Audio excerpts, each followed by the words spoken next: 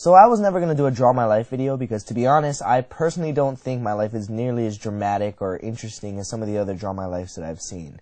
But because a couple of you keep asking, well, maybe more than a couple of you, I am going to draw my life. Or at least what I call drawings. You'll see. It all started off on June 6, 1990. I was born in Higa, Hawaii, a small town where I grew up. I was lucky enough to have two loving parents that I look up to even till today. I also have an older brother who I've always felt competitive with my whole life. He was always better than me in everything. He would beat me in challenges, competitions, video games, and of course he was naturally gifted in judo. See, judo played a big part in my family, being that both my brother and I pretty much did it our whole lives. Well, at age 5, when I first started, I hated judo because I was terrible at it. My brother, on the other hand, was like a judo club star pupil. All of our senseis, or teachers for those of you that don't speak French, loved him. I was probably on the exact opposite side of the spectrum. Anyway, my brother would almost always win in every tournament we entered, while I, on the other hand, would be lucky to place third. Out of 3 people, that is. I remember specifically hearing at a tournament a man say, "Oh, this is the younger Higa, not the good one." But I couldn't even get mad because it was true. Anyway, in elementary school, from kindergarten to 5th grade, I really don't remember much. All I can remember is that I hated judo, and I had the hugest crush on a girl. Not gonna say her real name, but let's call her Nicole. I was pretty much in love with Nicole, or at least what a 7-year-old thinks love is, but I was too shy and scared to say anything to her. Until years later, but we'll come across that later. After 5th grade, I moved schools for middle school. 6th grade was specifically a terrible year for me. Not only did I lose all my friends because it was a new school, but because it was a charter school, we all had to take tests to see where we would be placed, I guess, and for some reason I got placed with the older kids. At the time, I thought this was a good thing because I thought older kids would think I'm cool because I skipped a grade. However, it was pretty much the opposite. So this is the part of the story that most of you don't know about because I never really addressed it publicly, but I know a lot of you watching this can relate. So I got bullied.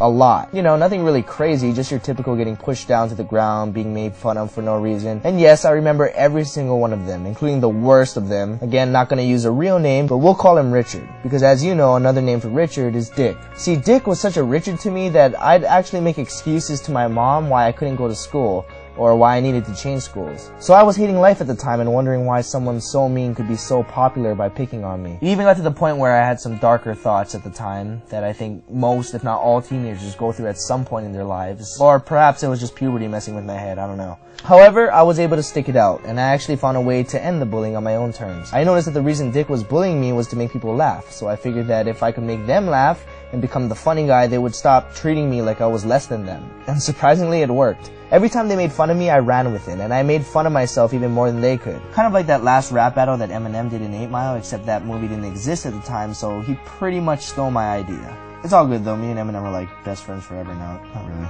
I still didn't have many friends, but at least I wasn't getting bullied anymore.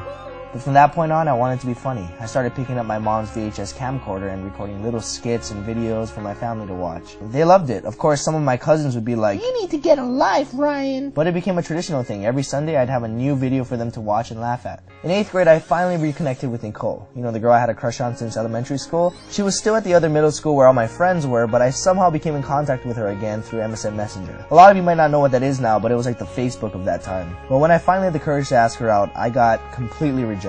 No explanation, no excuse, just a straight up no, nothing more. And I'm not gonna lie, that bothered me for a long time. It didn't just make me sad, it made me very unconfident. It was devastating to me at the time. Then high school came around. Up until that point, I considered myself a complete loser. I always saw myself as less than everyone. Nicole got a boyfriend, I was less than him. My old elementary school friends had found new friends that they became close with, I was less than them. My brother, who had just left for college, not only left high school with honors, but he ended up placing 2nd in the state for high school judo, which, as you know, in my family is a big deal, so yeah, I was less than him too. I was back at square one.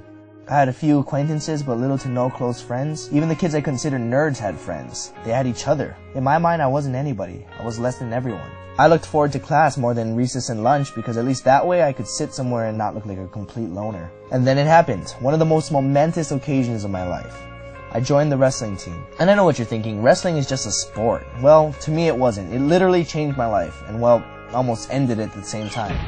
I remember this one time I had to lose roughly 16 pounds in a week to make my weight class. This was by far the most I've ever had to lose in such a short amount of time, so I disciplined myself to survive on half a can of tuna and roughly 32 ounces of water a day.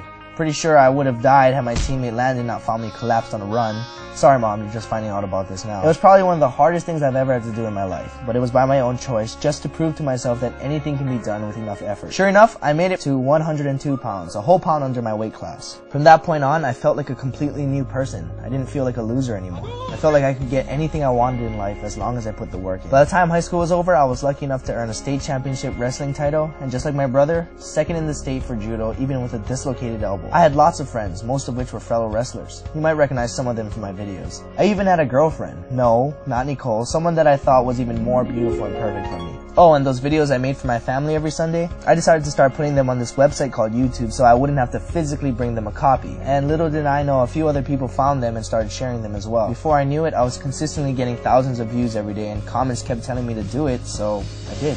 However, my parents really wanted me to get a college degree. So for the first time in my life, I left Hawaii to attend UNLV for a degree in nuclear medicine. I hated it. I was spending most of my days and nights learning about something I had no interest in. The workload between college and posting YouTube videos just became too much, and my girlfriend remained in Hawaii, so the long distance thing wasn't helping either. I realized that once again I was completely stressed out and unhappy. So after about 2 years into college, my girlfriend and I broke up, and I finally ended up telling my parents that I'm dropping out to pursue this YouTube thing.